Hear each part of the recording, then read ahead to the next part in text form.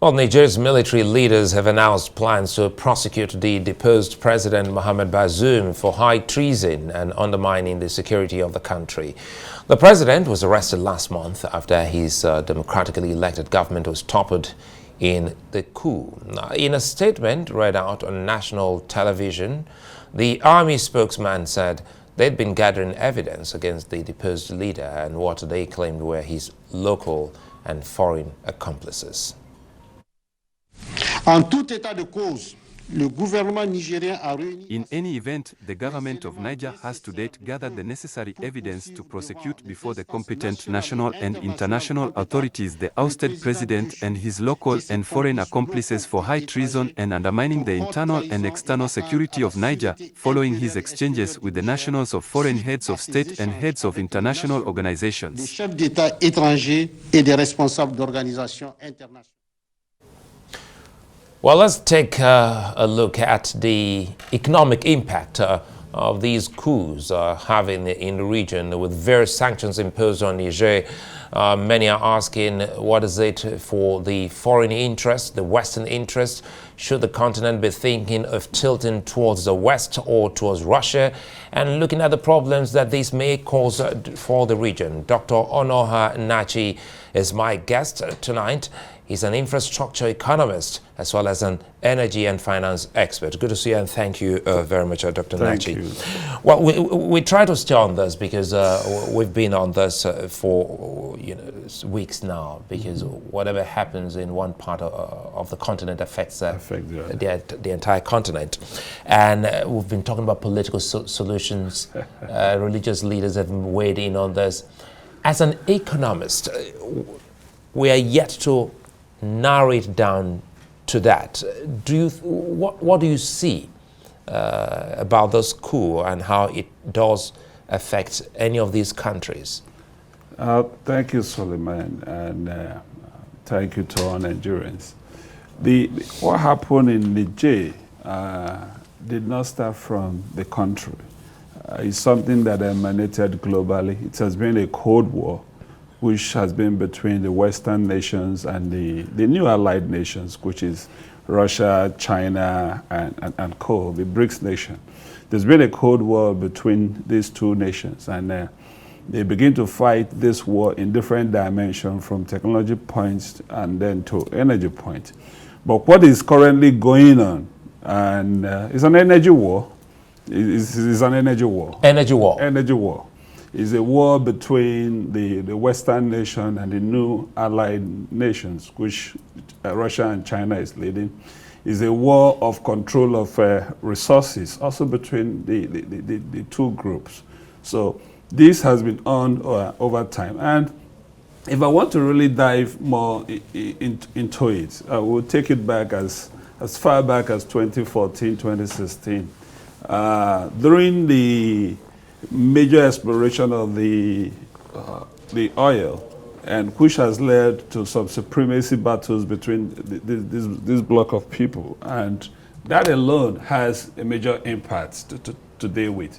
So, looking at it from that point of view, it's a war that the Western nations is fighting for the liberation of Europe from Russia endangerment, because they have been so much dependent on Russia over time. So this battle is what led to the Ukraine war.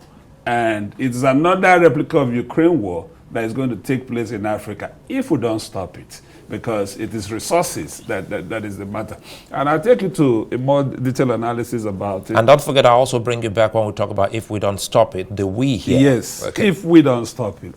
The energy war started when Russia constructed the Nord Stream 1 and 2, which was a major supply of gas to Europe. And this pipeline existed for a long time. If you remember, this pipeline passed through Ukraine, which was part of the Crimea area. And because Russia was constantly paying that passage fee to Ukraine, and they just decided one day in 2014 and took over Crimea area, the waterfront, and so that the pipeline could pass. And Europe did not do anything about it. They felt, okay, this has reduced our gas price. Okay, they clapped for themselves and they were happy about it. Because at that point in time, it was all beneficial to Europe. It was beneficial to them. So That continued and until Russia decided to expand, encroach more into Ukraine. And then I said, hey, hold on a second, we didn't know you were going to go this far, and then it became this war. And if you realize that at the beginning of the war, once the war just started, it didn't take up to 6 months. Nord Stream 1 pipeline, which is what Russia invested almost $20 billion, got blown up. And Russia suspected US on the other hand, and that affected the US, that affected the Europe gas supply. And with that effect affecting the Euro gas supply, Europe began to look for an alternative to gas supply into their nation. An alternative, how can the entire Europe gas pipeline be fed? And that became a concern. Do you know what it did that was very fantastic? If you recall, in 2006, during Basenjo period, the Trans-Saharan African gas pipeline was fully completed in design, and the full studies was done. And it was satisfied that this gas pipeline is economically viable. 2006, that certification was done. It was done on September 2006. The final, I have a report of that. I read through it a little bit, and I understand what was contained in that. And this gas pipeline was supposed to pass from Warri all the way into Europe, passing through Nigeria. Nigeria had about 1,200 kilometers of it. The total distance to be covered was about 4,100 kilometers. So this is the gas pipeline. It passes through Nigeria and passes through Niger, and then passes through Algeria and enters into Europe. So before this war, this project was dead. Before Ukraine war, this project was dead. And Ukraine war started, the Europe came and built a relationship among these three countries, Nigeria, Niger, and Algeria. And they came back to reactivate these contracts. They came back to reactivate this contract in July 2022. The three ministers of petroleum all attended an event where they signed that. And then Russia now said, okay, where's this gas line going to pass through? It's going to pass through Niger. No, we have to stop it. We just have to stop it. And Russia has laid this plan over time. It's not something new. They knew that the resources of Africa is between West Africa and Southern Africa. So they have, if you look at the series of coups that have happened of recent time, it's a complete bridge blocking that coast from the top of West Africa all the way to East Africa. It closed. You started from Sudan, which touches the Horn of Africa, and it takes it down to Mali, takes it down to Guinea, takes it down, and now we have this. So that blockage has been created. So the question is, how would gas get into Europe? And Russia has said no. And by this, not only did they say no to it, they've also said no to the second source of energy sources, because the three core energy sources to Europe now rely on fossil fuel, which is oil and gas, rely on coal, which they have blocked through South Africa, and rely on what? Uranium, which the J is the third highest supplier of the world and has the highest, best quality in the world. So what else could they do? If you block that place, so when I make that definition and say that it is an energy war that is going on, and this is a Cold World War III that, if not stopped. Well, again, we'll still come back to if we don't stop it and explore the we there. But again, I want to look at the energy war and the Cold War you just highlighted. Mm-hmm. What about the France, involvement in all of this? Because you've just spoken about Russia, and again, we'll also come back to the Wagner Group. But again, some have said that this again points to France. Anybody looking at it from the point of France will not understand it fully. It will be from the point of myopic point of view. Because if you look at it from the point of France, it means you're only considering the uranium. Since Niger got independent, the French government established 2 mining companies in Niger. Since independent, they established 2 mining companies in Niger. These 2 mining companies control over 90% of the uranium mining in Niger. And these 2 companies is owned by a company called Orano. Orano is a French government-owned company who owns 60 and above % of these two companies. So the mining of uranium automatically goes to France. And that's why you hear this general saying that for every 3 bulbs that is lighted, that is on in France, that 1 is coming from the uranium from Niger. So looking at it from the point of France will be very myopic because it goes beyond France. It's the same establishment of the war in Ukraine that is going to happen in West Africa, in this sub-region.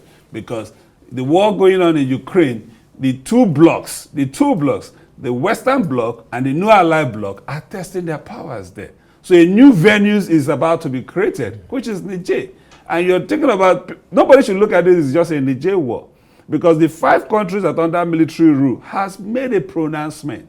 If you try this, we are part of it. And understand that most of these coups that happen in these 5 countries were carried out by mercenaries, contractors, military contractors. They were not done by these military people you see holding the office. They were tactfully executed by a military contractor. Who controls the military contractors of the world? We know about that, Russians, such as the Wagner Group and others. So it's far beyond that. So before we get to stopping it quickly here, let's just a little bit of statistics here. Kazakhstan is the largest uranium producer in the world, which has a production volume of over 21,000 metric tons. Yeah. And Nigeria has just about 5% of world mining output. But again, with a production output of over 2,020 metric tons. No, they do 3,000 now. So it's been upgraded to 3,000. That's what they do. All right. There's something you need to pay attention. The entire mining in Niger happened in a region called the Agadez. And all the major highways in the entire country leads to that region called Agadez. Every other road outside going to Agadez is a bad road. It's not looking good. It's abnormal.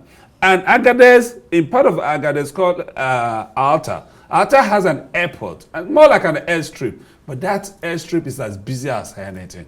And that is where the US has domiciled their drone sites. And what is that drone monitoring? So you will look at it that how could a French company be excavating uranium and the US company is the one providing military coverage, and you tell me it's only them that benefit from that? No, it doesn't work that way. So in your analysis, you have... It's a resource control war. You have Wagner Group, which is a Russian mercenary arm. And of course, you have Europe, one part of Europe, specifically France. What's the place of the United States in this? Because the United States, has been speaking about the coup in Niger. The United States has a military base. As of my last check, that military base has uniformed military officers, about 1,001, domicile inside there. And they are where? Located in Agadez, where this solid mineral called uranium is located. So you can feel this, you can feel the interest. And if you have 1,001 military officers that are domiciled there, and you converted it to a drone base, and the non-military people, we don't even have the statistics to say, there may be up to 2,000 there that are there. So it is a drone control base for the U.S. Army, for the U.S. military across West Africa. So why would they be there if they don't have an ally with France? It is that relationship with France that put them together. But they are partners but in again, trade. for Africans, sorry to cut you there, Dr. Onuoha, for Africans, why would ECOWAS, why would the AU allow this to happen to the continent if truly this is some kind of energy war that should benefit the continent? You see, why this is very interesting for me now. This is the first time where Africa will be treated as a beautiful bride. You have two suitors. Before, we only have the Western world. Whatever aid they offer, we take it or otherwise. They offer the aid with the left hand, take small resources with the right hand. Now, we are having two suitors. And this is saying this, this is saying this. This is time for the African leaders to sit back and reevaluate.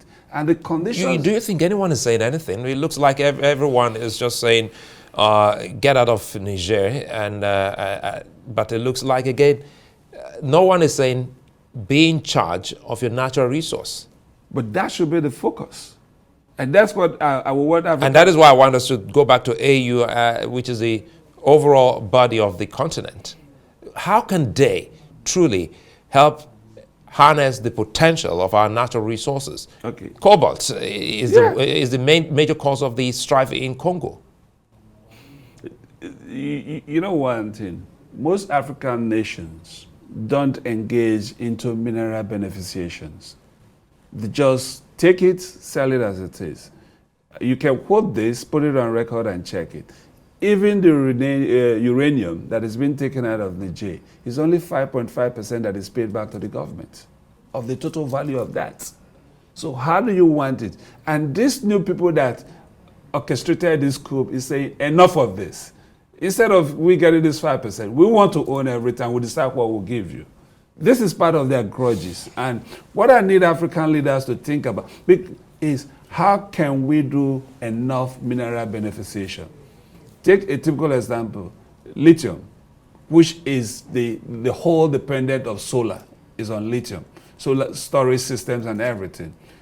The electric cars that we drive and we mention about, without lithium, it can't function.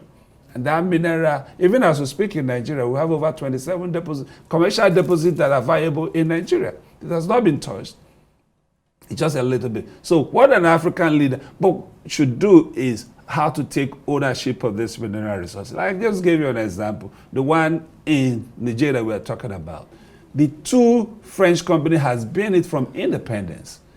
And their parent company, Orano, is state enterprise, state government. It is the French government that owns it. And so who is doing that mining? It's not just a French company, it is the government. And the condition the French nations in Africa got their independence is questionable. It's really questionable. And it's that condition where you have independence, but you're still under slavery. Think about where your foreign reserve is domiciled and you borrow against your foreign reserve. Those conditions are not. But what is important and interesting for us to do is how will this change?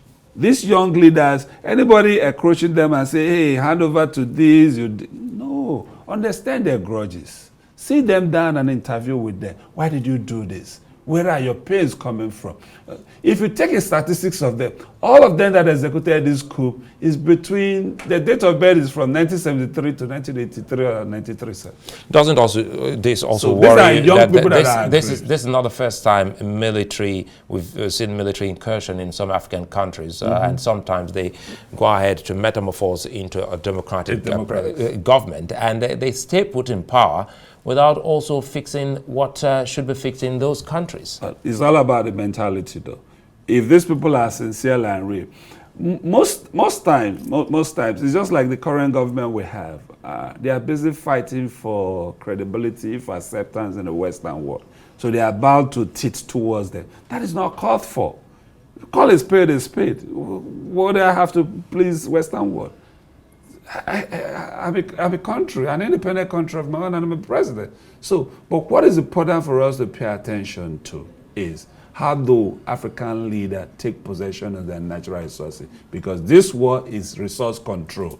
We shouldn't allow two blocks to convert Africa into a battlefield because of resource control. The Western world and the new allied nations. And that's so identified, again, that's so identified what should be the solution to bringing about some form of calm in Niger and the West African bloc? Okay. This is the 5th coup happening across this bloc. And Sudan has this war going on. If African Union and the West African regional body wants to intervene in this through ECOWAS, they should, for me, is invite these people that executed this coup. Sit them down. We're not fighting you. You're a citizen of that country. You're entitled to the leadership of the country. It's your right.